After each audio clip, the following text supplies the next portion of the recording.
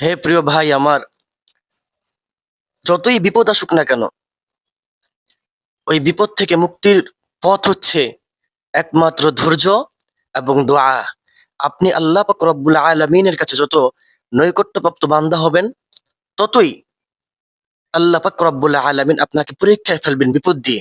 আর এই পরীক্ষায় উত্তীর্ণ হওয়া, এই পরীক্ষায় পাশ করার একমাত্র উপায় হচ্ছে ধৈর্য এবং দোয়া। ধৈর্যের মাধ্যমে এবং দোয়া করার মাধ্যমে আপনি এই পরীক্ষায় পাশ করতে পারবেন। যেমন পাশ করেছিলেন আল্লাহর নবী আইয়ুব আলাইহিস সালাতু ওয়াসসালাম।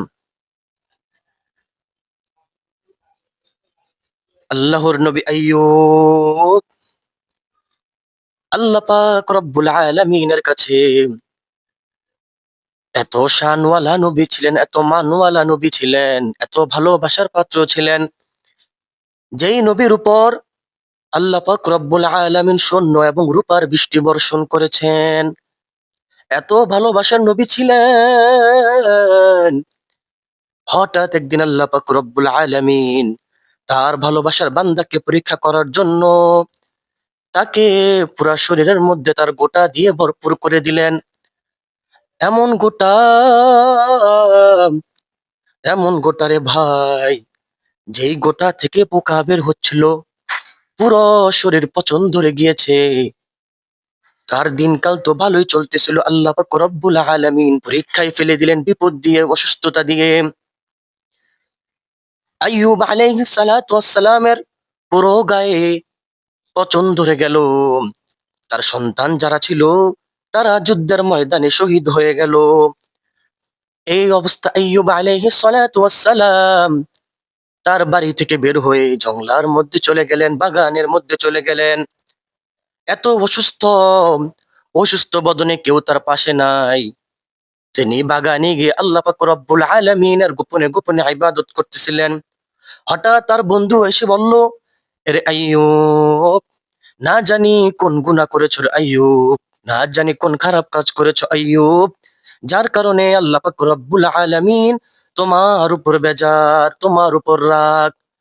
ও প্রিয় ভাই, জানেননি আইয়ুব আলাইহিস সালাতু ওয়াস সালাম কি উত্তর দিলেন?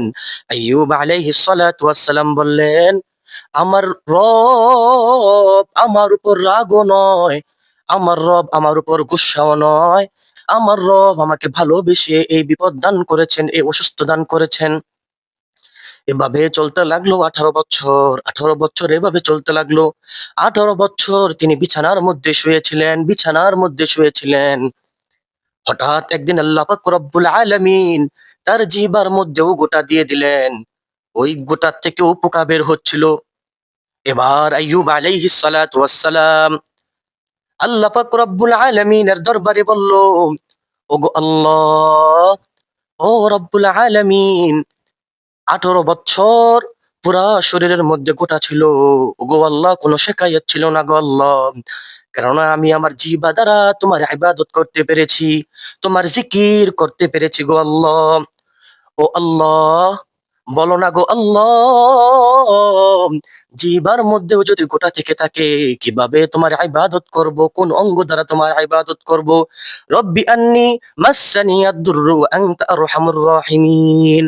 এই দোয়া করার সাথে সাথে আল্লাহ পাক রব্বুল আলামিন আইয়ুব আলাইহিস সালাতু ওয়াস সালামকে উদ্দেশ্য করে বললেন, রে আইয়ুব, উরকুদ বিরিজিলিক, তোমার পায়ের পাশে একটি পাথর আছে, ওই পাথরের মধ্যে তুমি আঘাত করো।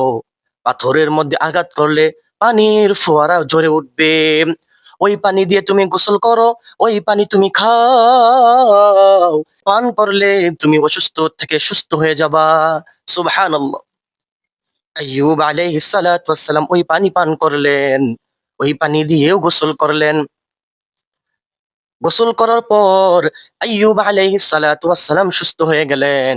সুস্থ হয়ে যখন বিবি রাহিমার দিকে তাকালেন, রাহিমা আইয়ুব আলাইহিস সালাতু ওয়াস সালামকে দেখে বললেন, আপনি কে? আপনি কে? আমি তো আপনাকে চিনি না। আইয়ুব আলাইহিস সালাতু ওয়াস সালাম তার বিবির দিকে তাকিয়ে বললেন, রে বিবি, তাকিয়ে দেখো, আমি তোমার স্বামী আইয়ুব। আল্লাহু আকবার। আমি তোমার স্বামী আইয়ুব। যখন তিনি সুস্থ হলেন, তার ওই বন্ধু আবার এসে বলল, রে আইয়ুব, একটি প্রশ্ন তোমাকে আমি করতে চাই। আইয়ুব আলাইহিস সালাতু ওয়াসসালাম বললেন, রে বন্ধু, কি প্রশ্ন করবা বলো। বলল, রে আইয়ুব, তুমি যখন অসুস্থ ছিলা তখন কি তুমি ভালো ছিলা, নাকি এখন তুমি ভালো আছো? আইয়ুব আলাইহিস সালাতু ওয়াসসালাম বললেন, রে ভাই, আমি আগেও ভালো ছিলাম, এখনো ভালো আছি।